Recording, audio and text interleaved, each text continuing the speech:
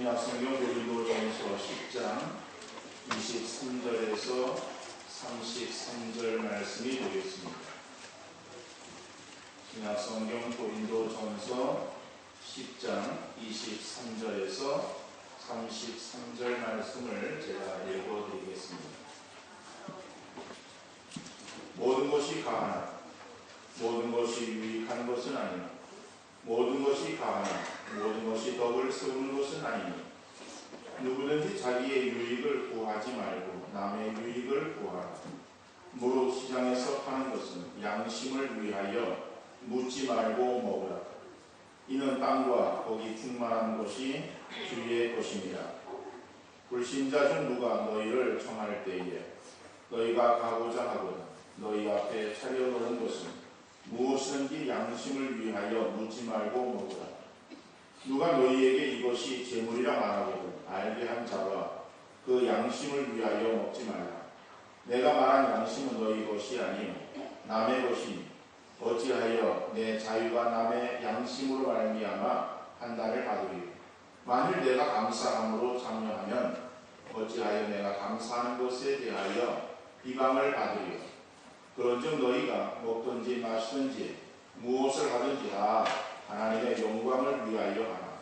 유대인에게나 헬라인에게나 하나님의 교회나 거치는 자가 되지 말고 나와 같이 모든 일에 모든 사람을 기쁘게 하여 자신의 유익을 구하지 아니하고 많은 사람의 유익을 구하여 그들로 구원을 받게 하라. 아멘. 기업으로는 세계에서 제일 높은 빌딩, 그것은 미국 뉴욕에 있는 엠파이어 스테이트 빌딩 102층 이렇게 배운 기업이 있습니다. 그래서 102층 굉장히 높구나 이렇게 이제 생각을 했었습니다.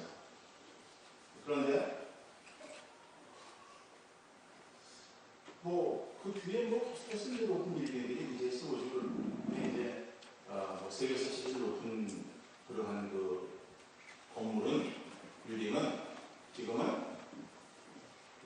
두바이에 있는 부르즈 칼리파 빌딩이라고. 이 부르즈 칼리파 빌딩이 그러면 이제 몇 층은 163층입니다. 근데 이제 102층하고 163층하고 그래서 한 60층이 더 높아졌구나 이렇게 이제 간단히 생각했는데 높이를 보니까요.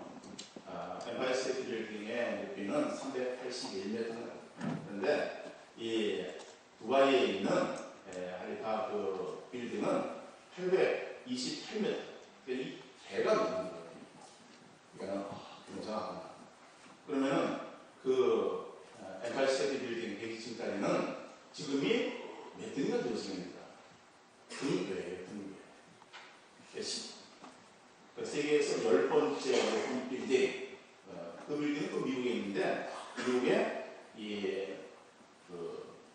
시카고에 트럼프 타워 빌딩이라고 하죠. 근데 그 빌딩은 92층이에요. 근데 92층이니까 어떻게 102층보다 더 높은가? 높이는 400 몇 이렇게 되어져 있습니다. 그래서 어떡하냐 지금은 이제 옛날에 높았던 그런 빌딩이지만은 지금은 기술들이 발달되어지고 이래서 더 높이 계속해서 빌딩의 높이가 높아지고 있는 것 같습니다. 어떡하냐 이 미국의 엠파이어 스테이트 빌딩이 지금은 명함을 못 내는 그러한 빌딩에 이제 불과하지만은 그러나 이 1620년 9월 7일 신앙의 자유를 찾아서 66일 동안 대서양을 건너온 그리고 이 미국 매사추세츠 플리머스 항구에 도착한 청교도들 그러니까 처음에 미국의 이 조상들이 되는 거죠. 그러니까 미국의 조상들은 이 신대륙에 왜 왔는가? 그거는 신앙의 자유를 위해서. 영국에서 이 청교도들이 핍박을 당합니다.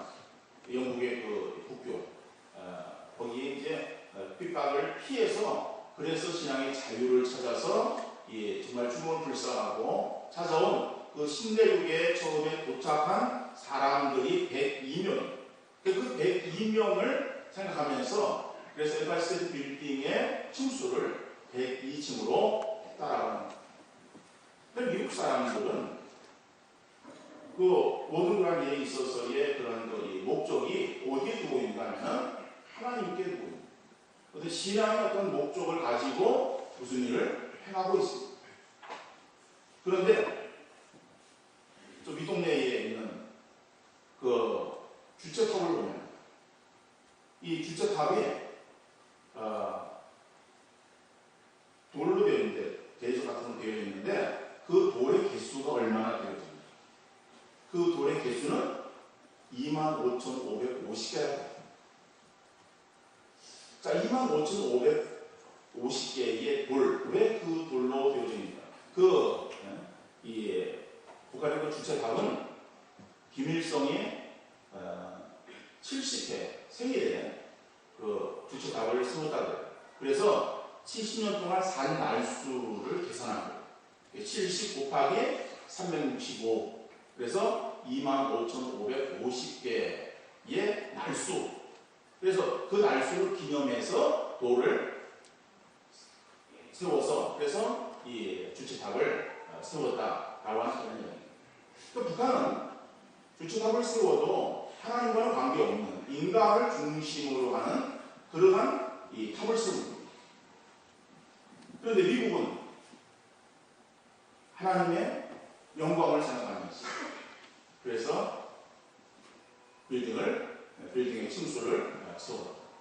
그러니까 하나님의 어떤 영광, 하나님을 목적하는 그러한 사람들의 사고 속에서의 어떤 생활들, 인간의 어떤 중심이 되어지고 인간을 극대화시키는 그러한 사고 속에서의 살아가는 사람들의 삶의 어떠한 모습들 비교해보면 지금은 어때요? 지금은 극과 극을 가지고 있다라고 해도 과언이 아니겠죠? 미국은 세계에서 제일 잘 사는 나라, 북한은 그러지 못한다. 어디에 차이가 있겠는가? 물론 여러 가지 어떠한 이유들을 들 수 있겠지만 중요한 것은 우리가 무엇을 생각하고 무엇에 우리가 중점적으로 우선순위를 둬야 될 것인가를 다시 한번 생각해 볼 수 있는 그러한 모습이라고 생각이 되어집니다. 오늘 본문에서 보면 우리가 잘 알고 있는 10장 31절 말씀이 보면 31절에 그런즉 너희가 먹든지 마시든지 무엇을 하든지 다 하나님의 영광을 위하여 하라. 먹고 마시는 것, 인간에 있어서 가장 기본적인 거예요. 가장 기본적인 그런 삶에 있어서부터 우리가 추구되는 그러한 그 목적이 무엇이냐? 그 목적이 하나님의 영광이다. 그러니까 우리 인생에 있어서의 가장 기본적인 것. 그래서 우리 예수님께서도 우리를 향해서 너희는 세상의 빛이라고 말씀하셨어요. 너희는 세상의 빛이다. 그러면 빛 되어진 우리가 어떻게 살아야 될 것인가 라고 하는 것을 마태복음 5장에서 말씀하고 있습니다. 여러분, 우리는 처음부터 빛은 아니었습니다. 우리가 어두운 가운데 있다가 예수 그리스도를 통해서 구원받아 우리가 빛의 자녀가 되어진 것입니다. 그래서 에베소서 5장 8절에 보면은 너희가 전에는 어둠이더니 이제는 주 안에서 빛이라. 전에는 어둠이더니 이제는 주 안에서 빛이라. 예수 그리스도를 통해서 우리가 빛이 되었다라고 말씀하고 있습니다. 이제는 빛의 자녀들처럼 행하라라고 합니다. 그러면 빛의 자녀들처럼 행하는 건데 그 빛의 자녀들처럼 행하는 것이 어떻게 행하는 것인가? 예수님 말씀처럼 너희의 착한 행실을 보고, 그러니까 빛의 자녀는 어떠한 생활을 해야 되느냐? 착한 행실을 행해야 된다. 그 착한 행실을 우리가 행할 때에 우리의 착한 행실을 보고 그리고 사람들이 하나님께 영광을 돌린다라고 말씀하고 있습니다. 그래서 우리 사람들에게 있어서의 가장 기본적인, 그리고 우리가 예수 그리스도로 인해서 변화되어진 우리의 모습 속에 있어서 드러내야 될 것이 하나님의 영광을 드리는 삶을 살아야 되는 것입니다. 그러면 오늘 본문에서도 너희가 먹든 마시든 무엇을 하든지 하나님의 영광을 위하여 하라고 말씀하셨습니다. 말씀하고 있는데 하나님의 영광을 위한 삶은 어떠한 삶입니까? 우리 하나님의 영광을 드리는 삶을 말할 때에 그것은 엄청나게 큰 일을 행하고 놀라운 일들을 행해야 그래야 하나님께 영광 돌리는 줄을 생각합니다. 그래서 우리는 아예 겁을 내요. 아유, 나 같은 사람, 나 같은 믿음이 라고 생각을 할 수 있어요. 그러나 우리는 빛의 자녀가 되었어요. 빛의 자녀가 되었기 때문에 우리는 빛의 자녀로서 빛된 생활을 해야 되는 것입니다. 우리가 하나님의 자녀가 되었다 한다면 자녀 되어진 우리는 당연히 하나님의 영광을 드러내는 삶을 살아야 되는 것입니다. 그런데 오늘 본문에서는 그 하나님의 영광을 드러내는 삶을 어떻게 말하고 있는가? 하나님의 영광을 드러내는 삶을 하는 것이 아니라 다른 사람의 유익을 구하는 삶을 살아야 된다라고 말합니다. 하나님의 영광을 드러내는 삶이 다른 것이 아니라 다른 사람의 유익을 구하는 삶을 살아라. 오늘 본문 24절의 말씀 보니까는 누구든지 자기의 유익을 구하지 말고 남의 유익을 구하라. 33절 말씀에서도 나와 같이 모든 일에 모든 사람을 기쁘게 하여 자신의 유익을 구하지 아니하고 많은 사람의 유익을 구하여. 여러분, 우리 예수 그리스도를 믿어서 하나님의 자녀가 되어졌다라고 하는 것은 이제는 우리의 삶이 나 자신만을 위한 것이 아니라 하나님의 영광을 드리는 삶을 살아야 되는데 그 하나님의 영광을 드리는 삶은 다른 것이 아니라 다른 사람의 유익을 생각하면서 살아야 하나님의 영광을 드리는 삶을 살아갈 수 있다라고 말씀하고 있습니다.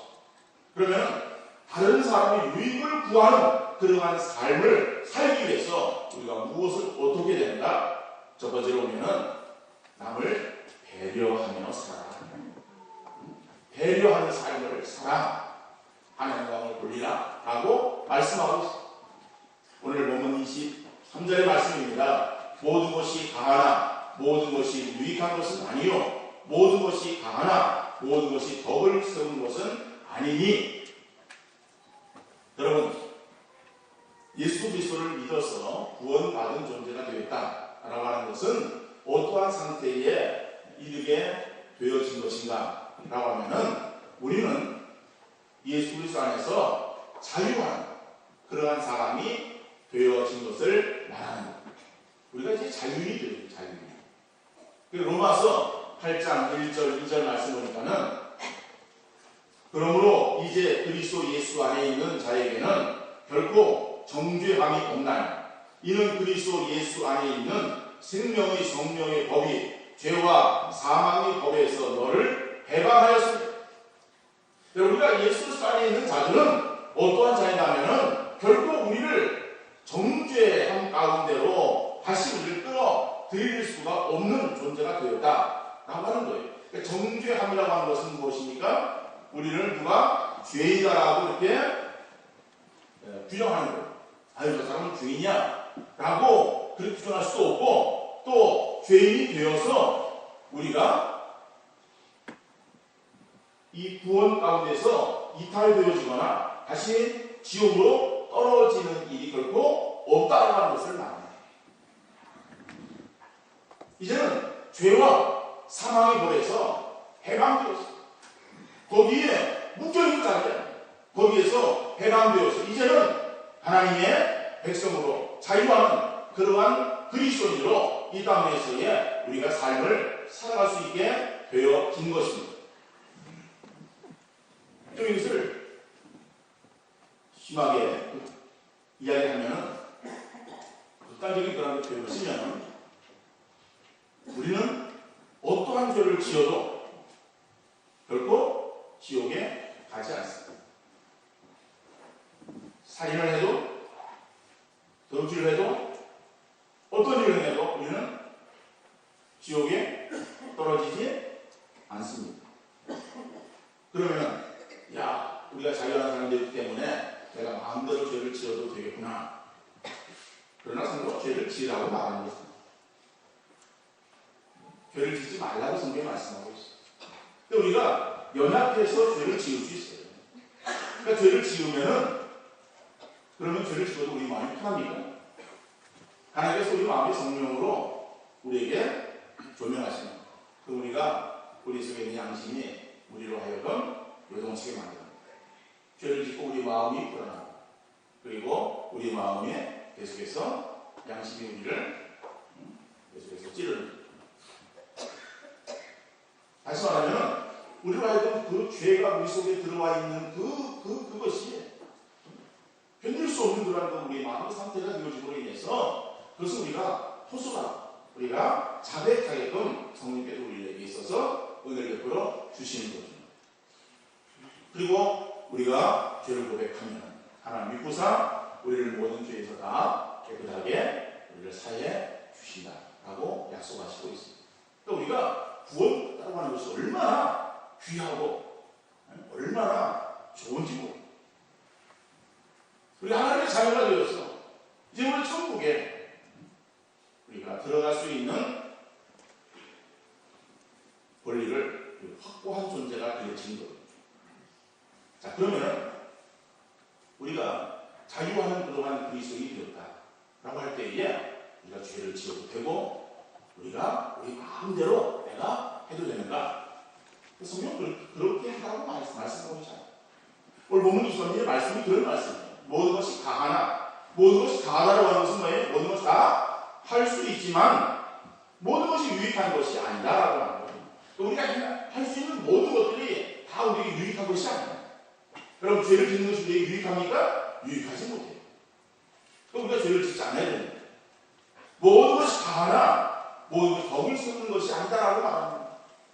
내 마음대로 하고 싶은 그런 것도 있어요. 그러나 내 마음대로 다 해나가는 것이 다른 사람에 있어서 덕을 끼치는 것이 아니다. 그래서 바울은 오늘 본문을 통해서 음식 문제를 가지고 우리에게 분명하고 있습니다. 24절 말씀, 25절 말씀 이야기 보면은 물시장에서 파는 것은 양심을 위하여 묻지 말고 먹으라. 그 당시에 이 고린도 지방에는 우상 숭배가 많이 있었습니다. 많이 했습니다. 우상 숭배가 많이 나다 보니까는 자연히 그 우상 숭배에 따른 재물들이 필요했어요. 그러니까 재물들을 많이, 그러니까 제사에는 재물이 있어야겠죠. 재물 없는 제사가 어디겠어요? 근데 그 제사가 뭐 우리 같이 명절 때 그럴 때 뭐 한번 드리는 것이 아니에요. 수시로 드리는 거예요. 일상 드리는 거예요. 그러다 보니까는 이러한 그 음식들이 제물에 사용되었던 음식들이 다 그 제사 드린 사람들이 먹는 것이 아니라 먹지 못하는 거예요. 그러다 보니까는 그 우상의 제물로 사용되어졌던 그러한 그 고기들, 그렇죠? 이런 고기들이 자연히 시장으로 다시 반출되어집니다. 그럼 시장에서 그것들이 다시 팔려지는 거예요. 그러니까 시장에 팔려지는 그러한 대부분의 음식들이 다 우상의 제물로 쓰여졌던 것입니다. 그러니까는 시장에서 파는 것은 양심을 위하여 묻지 말고 먹어요. 그러니까 시장에서 파는 그런 것들은 이게 우상의 제물로 사용되어졌던 것. 그러니까 사용되어진 그런 것들을 이것을 묻지 말고 먹으라. 다시 말하면 이것이 우상에게 바쳐졌던 그런 것이지만은 그러나 이 모든 음식들은 다 하나님께서 우리에게 주신 것이고 이것이 우상에게 제물로 드렸다 해가지고 그거 뭐 귀신이 먹다 버린 것도 아니고 또 그런 것을 먹는다고 해가지고 귀신이 거기에 붙어 있어가지고 우리가 그 음식을 먹음으로 인해서 귀신이 우리 속에 들어오는 것도 아니다.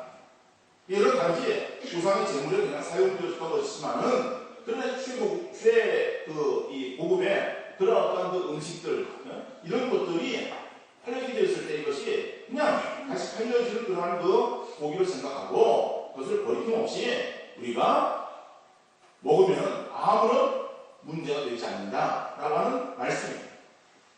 그런데 너희가 불신자 중에 어떤 사람이 너희를 추천해가지고 그래서 이제 음식을 내놓았을 때에 너희가 먹을 수 있다. 그러나 차려놓은 것이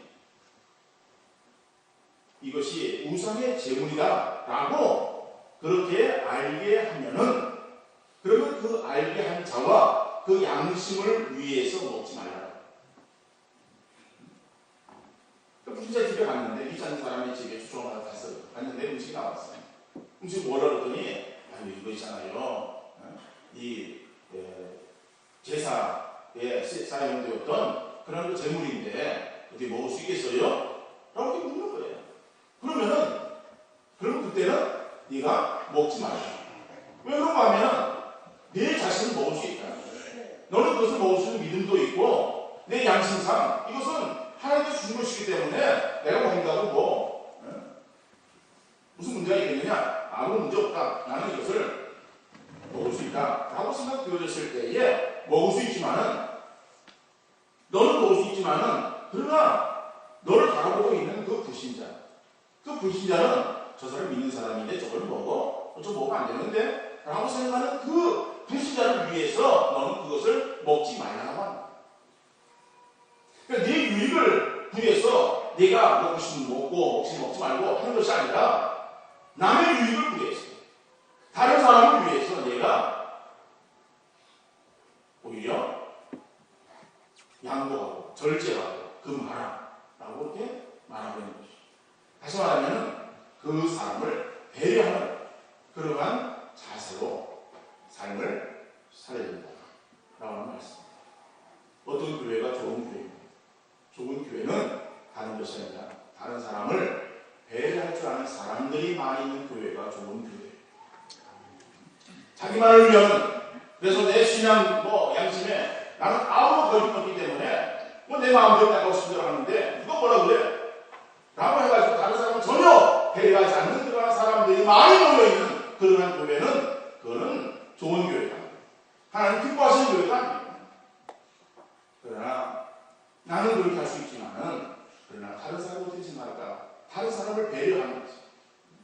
그래서 그 사람을 위해서 우리가 신앙생활을 해나가면은 그 교회는 좋은 교회라고 말할 수 있는 것이다.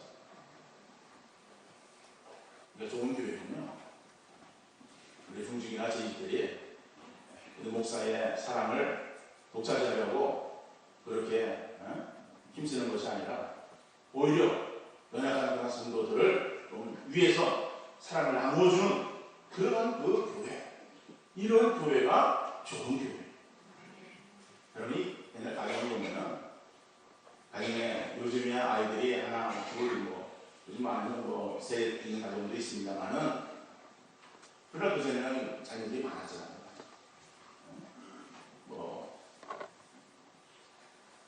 8명은 기본이고 7, 8명, 10명이 넘어가는 그런 가정들도 많이 있었어요.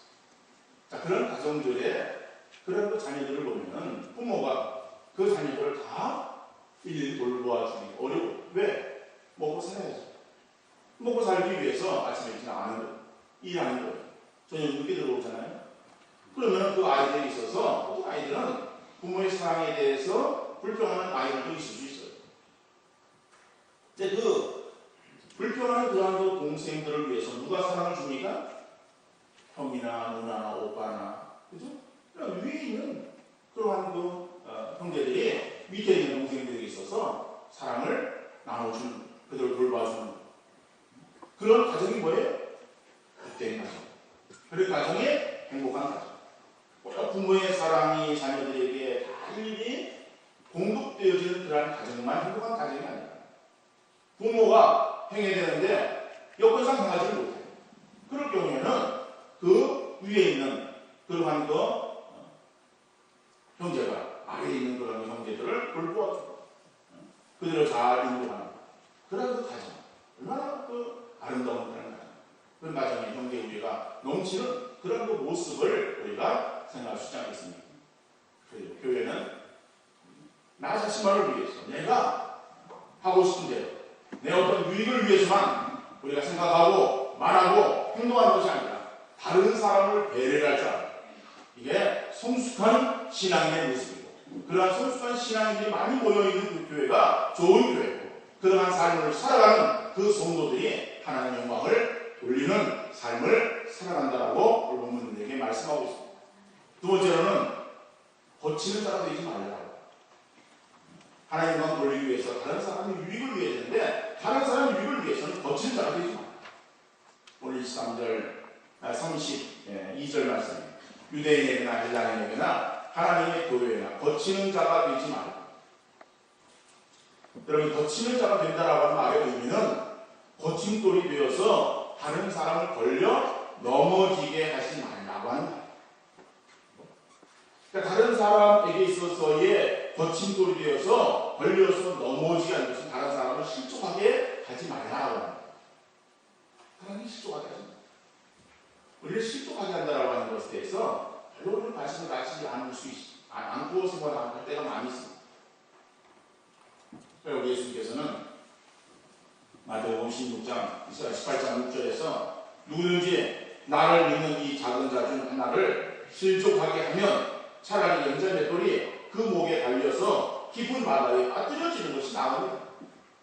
작은 자 중 하나라고 하는 것, 그 당시에 그 예수님 앞에 있는 어린 아이 하나를 말합니다.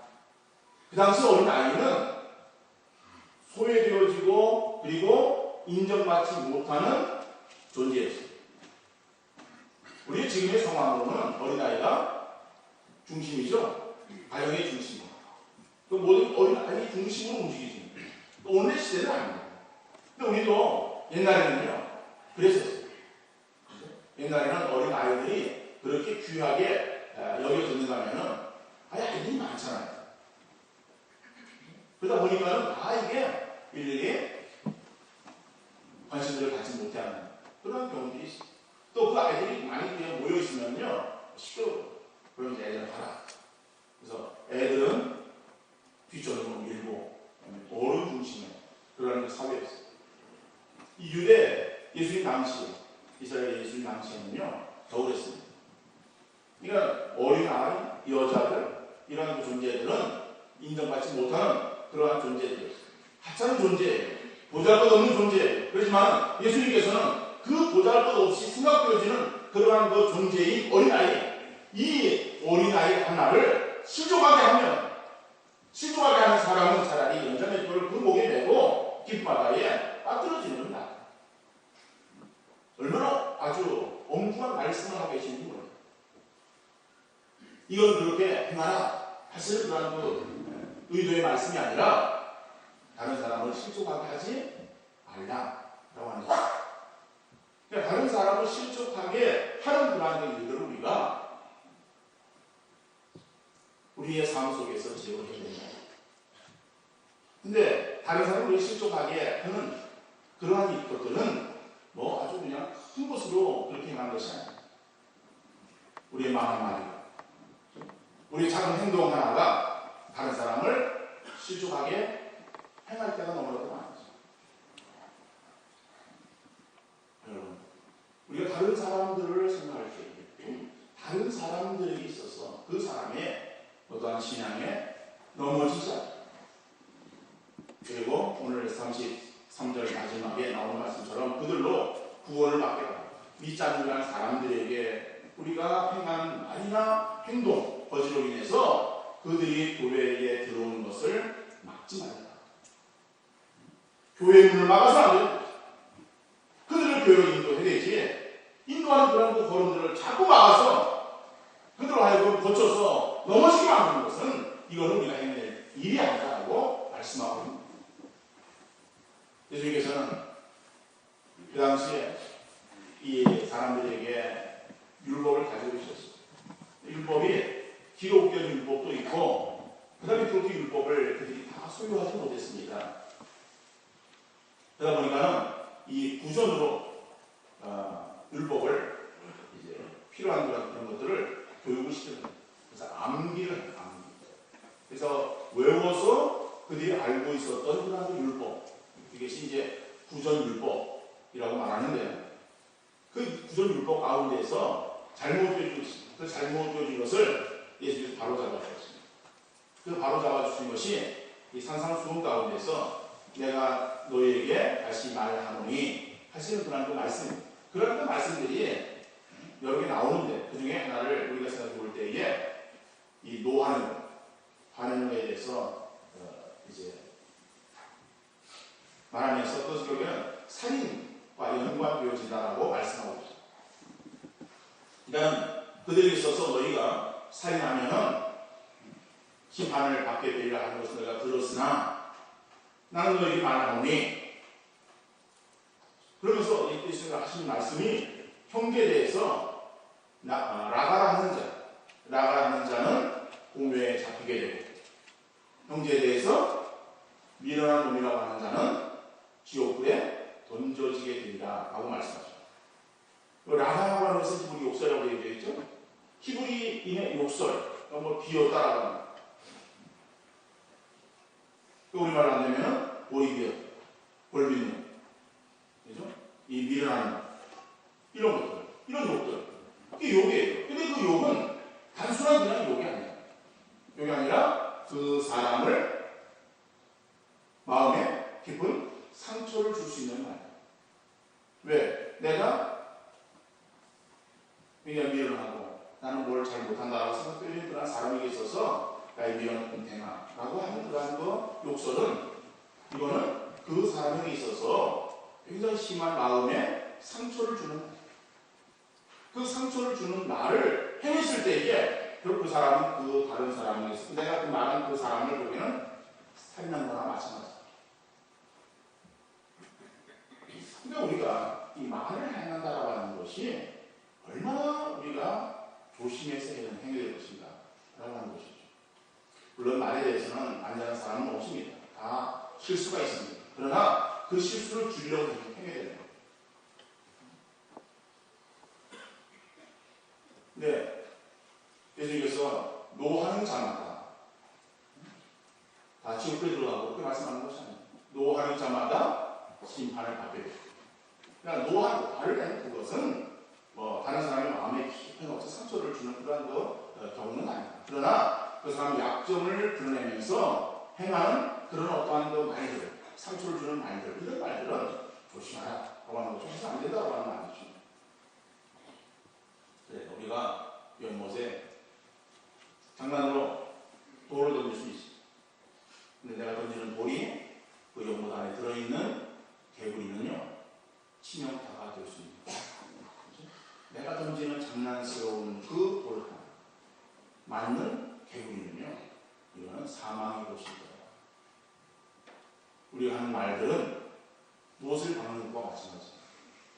못을 박을 때에 못을 박다가 잘못 박으면은 우리 쉽게 그것을 빼고 다시 박는 거예요. 그런데 역시 잘못 박았어요. 잘못 박아서 다시 또 빼고 다시 또 박아야 돼요. 그러니까 우리는 못을 쉽게 박고 또 빼고 다시 박기도 하는 거예요. 우리가 말을요, 쉽게 우리가 던지는 거예요. 쉽게 하는 거예요. 그래서 우리는 뭐라고 말합니까? 아유, 그래요? 미안해요. 난 그런 뜻이 아니었는데. 그렇게 들었으면은, 그냥 미안해요. 미안하다고 한 마디로 나는 내가 행한 그런 것에 있어서 다 용서를 구한 것을 생각합니다. 그런데 나는 미안하다고 하는 그런 말 용서를 구했지만은 그 못이 바뀌었다가 빠졌을 때 거기에 남는 못자국은 무엇으로도 메워지지가 않잖아요. 내가 다른 사람에게 던진 한마디, 나는 쉽게 그것을 걷어들일 수 있어. 그러나 그 말이 못이어서 그 사람의 폐부에 찔려있는 그러한 그 못이 빠졌을 때 거기에 남는 못자국은 무엇으로 메울 수 있겠는가?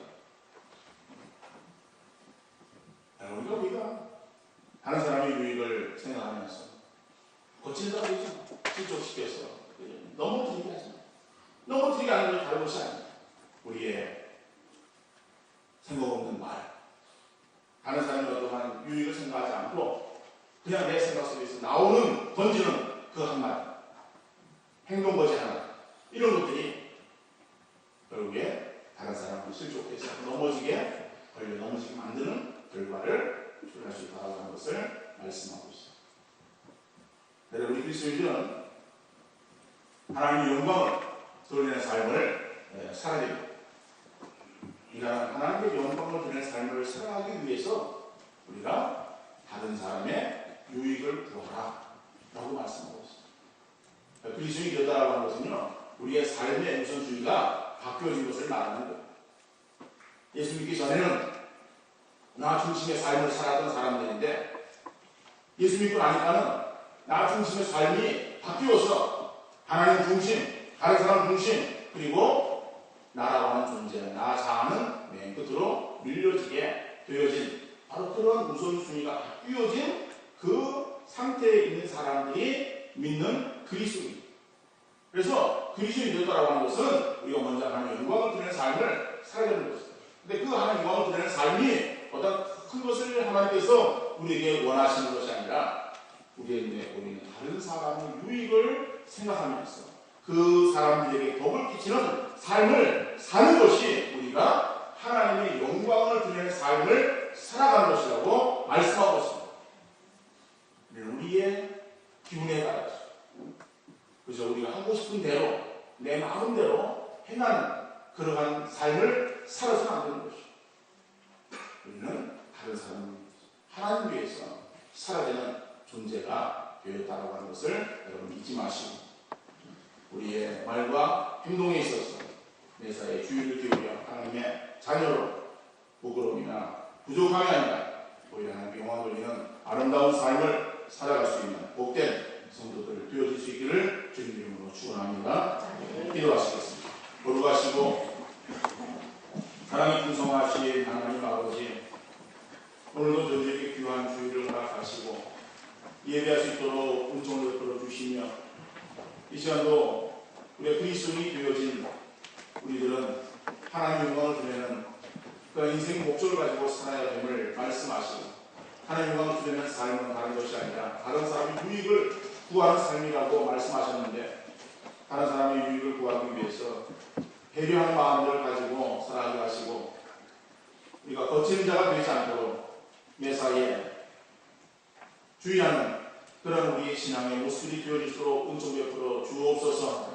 그래서 다른 사람을 늘 세워주는 저희들 되어지게 하여 주옵시고 정말 다른 사람보다도 낮게 여기는 그러한 온전한 믿음을 가지고 건강한 교회를 만들어 가게 하시고 하나님을 돌리는